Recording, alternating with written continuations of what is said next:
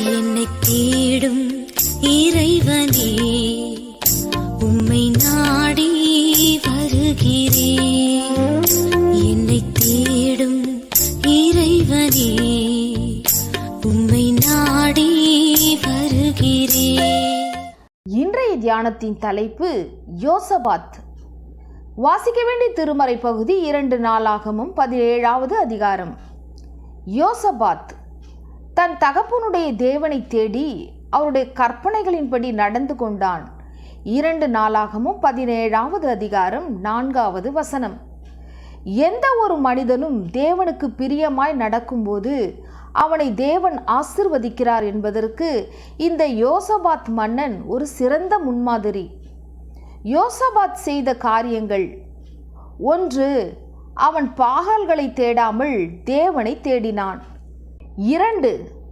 தனது முன்னோரான தாவீது நடந்த நல்வழிகளில் நடந்தான். 3. தேவனுடைய கற்பனைகளின்படி நடந்து கொண்டான். 4. கர்த்தருடைய வழிகளில் அவன் இருதயம் உற்சாகம் கொண்டதால் தன் நாட்டை விட்டு விக்கிரக தோப்புகளை அகற்றினான். 5. பிரபுக்கள், லேவியர், ஆசாரியர் என்று சுமார் 16 பேரை பட்டணங்களில் சுற்றி வந்து வேத புஸ்தகத்தை ஜனங்களுக்கு போதிக்கும்படி செய்தான். இப்படியெல்லாம் தேவனுக்கு பிரியமான காரியங்களை செய்த யோசபாத்தை தேவன் எப்படி ஆசிர்வதிக்கிறார் பாருங்கள். கர்த்தர் தந்த ஆசீர்வாதங்கள்: 1. கர்த்தர் யோசபாத்தோடு இருந்தார். 2. அவனுடைய ராஜ்யபாரத்தை திடப்படுத்தினார். 3.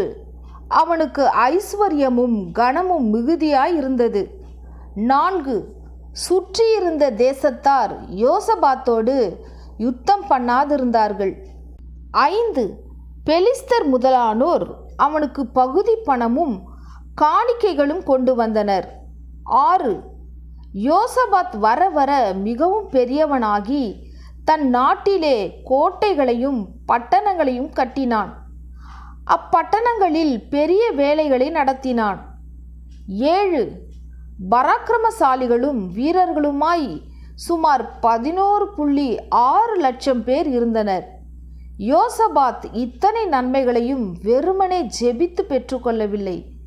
அவன் தேவனை தேடி அவருடைய கற்பனைகளின்படி நடந்து அவருக்கு பிரியமானவற்றை செய்தது முக்கியமான காரணம். ஆசீர்வாதத்தை நாடும் நாமும் ஏன் இந்த வழியை பின்பற்றக்கூடாது? நாம் கர்த்தருடைய கட்டளைகளின்படியெல்லாம் செய்து அவருக்கு செவி கொடுத்தால் ஆசீர்வதிக்கப்படுவோம் என்று உபாகமம் 28ஆம் அதிகாரம் வலியுறுத்துகிறதே. கர்த்தருடைய கட்டளைகளின்படி நடவாமல் வெறுமனே ஜெபித்தாலே ஆசீர்வதிக்கப்படுவோம் என்று இன்றும் சிலர் நம்புகிறார்களே. கர்த்தருடைய கட்டளைகளின்படி நடவாமல் வெறுமனே ஜெபித்தாலே ஆசீர்வதிக்கப்படுவோம் என்று இன்றும் சிலர் நம்புகிறார்களே. உமக்கு பிரியமானதை செய்ய எனக்கு கற்று தாரும் தெய்வமே, உமக்கு பிரியமானதை செய்ய எனக்கு கற்று தாரும் தெய்வமே. நீரே என் தேவன், உம் நல்ல பரிசுத்த ஆவியானவர் செவ்வையான வழியிலே நடத்த வேண்டுமே, செவ்வையான வழியிலே நடத்த வேண்டுமே. ஜெபம். இறைவா, நான் உமக்கு பயந்து தூய வழியில் நடப்பேன்.